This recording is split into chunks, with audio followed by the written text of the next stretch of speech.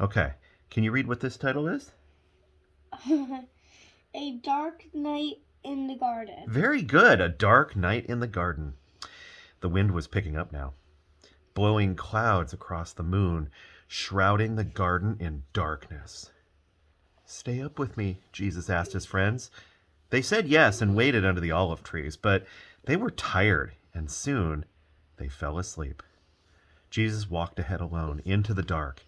He needed to talk to his heavenly Father. He knew it was time for him to die. They had planned it long ago, he and his Father. Jesus was going to take the punishment for all the wrong things anybody had ever done or ever would do. Papa, Father, Jesus cried, and he fell to the ground. Is there any other way to get your children back?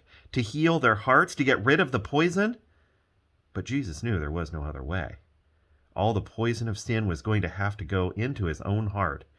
God was going to pour into Jesus' heart all the sadness and brokenness in people's hearts. He was going to pour into Jesus' body all the sickness in people's bodies. God was going to have to blame his son for everything that had gone wrong, and it would crush Jesus. Oh, here they are sleeping. Do you think they snored? No. No? Oh my goodness. But there was something else, something even more horrible. When people ran away from God, they lost God. It was what happened when they ran away. Not being close to God was like a punishment. Jesus was going to take that punishment. Jesus knew what that meant. He was going to lose his Father. And then Jesus knew, and that Jesus knew would break his heart in two. Violent sobs shook Jesus' whole body. Then Jesus was quiet. Like a lamb, I trust you, Papa, he said. Whatever you say, I will do.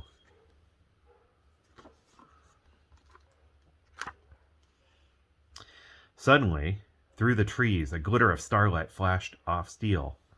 Into the quiet garden came whispers, muffled voices, clanking metal, and the sound of boots marching.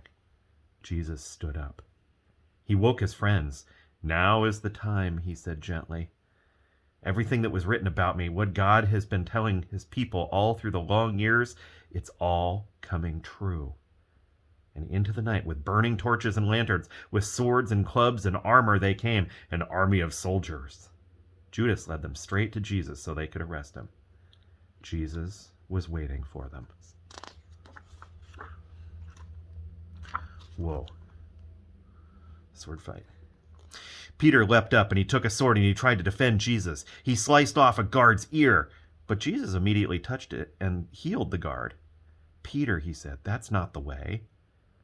Peter didn't realize that no army, no matter how big, could ever arrest Jesus, not unless Jesus let them.